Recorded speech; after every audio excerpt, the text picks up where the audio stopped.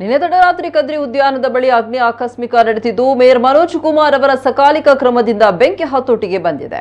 ಕದ್ರಿ ಉದ್ಯಾನದ ಬಳಿ ವಾಹನದಲ್ಲಿ ತೆರಳುತ್ತಾ ಇದ್ದ ಮೇಯರ್ ಕದ್ರಿ ಪಾರ್ಕ್ ಸಮೀಪ ತರಕೆಳೆಗಳು ಬೆಂಕಿ ಹೊತ್ತಿ ಉರಿಯುವುದನ್ನು ಗಮನಿಸಿದ್ದಾರೆ. ತಕ್ಷಣ ಕಾರು ನಿಲ್ಲಿಸಿ ಇಳಿದ ಮೇಯರ್ ಅಗ್ನಿಶಾಮಕದವರಿಗೆ ಕರೆ ಮಾಡಿ ಸ್ಥಳೀಯರ ಸಹಕಾರದಿಂದ ಬೆಂಕಿ ನಂದಿಸಲು ಮುಂದಾಗಿದ್ದಾರೆ.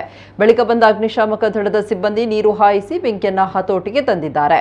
ತರೆಗೆಲೆ ಹಾಗೂ ಕಸಕ್ಕೆ ಹಿಡಿದುಕೊಂಡಿದ್ದ ಬೆಂಕಿ ಕದ್ರಿ ಪಾರ್ಕ್ ಆವರಣ ಪ್ರವೇಶಿಸಿ ಭಾರಿ ಅನಾಹುತ ಸಂಭವಿಸುವ ಸಾಧ್ಯತೆ ಇತ್ತು.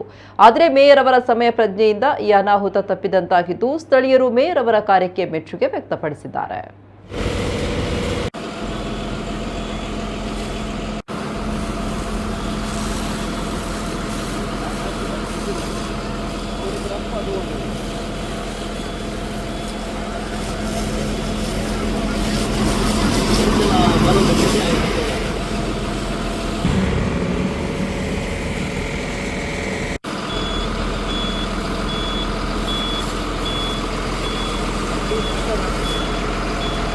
Ayo,